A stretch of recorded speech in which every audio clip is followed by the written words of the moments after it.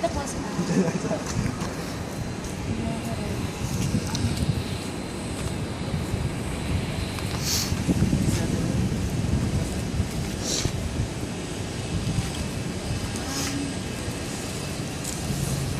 Anong building?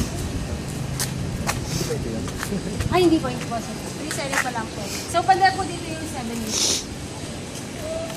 Pakita ko lang po yung... Ay, bigla kasi nawawala yun.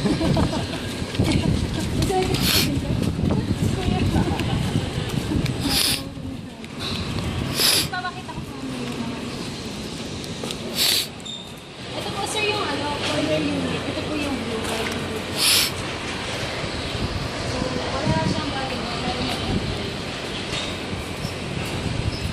Get an up and down.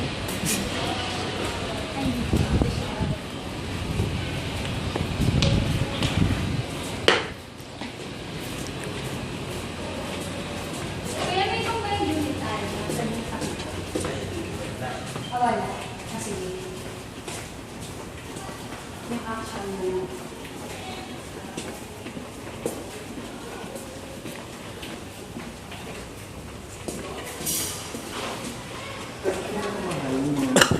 Opo, sir. Tsaka yung mga nasa corner unit.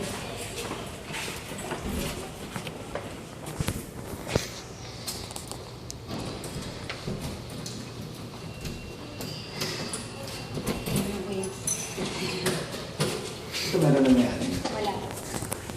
Pinakasada lang. Opo, Yeah. sir.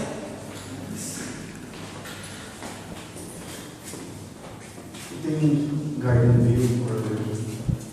Garden view po. Soon to be garden view. Garden view pero inner unit po siya. Ito, garden. Parang maging zen garden or something. Opo. So, ganda sa baba. Cute yung tignan eh. We'll take a video of this one.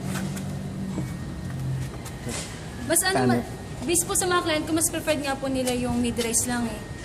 Kasi ang iniisip nila, for example, wag naman sana magkaroon ng kung ano naman. Yes, mas madaling mo. Makababa.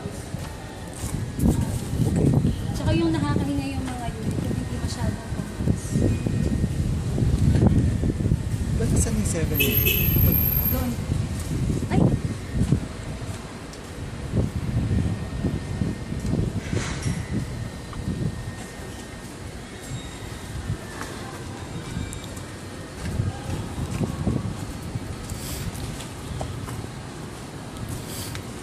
Six po dun eh. So baka doon ka ba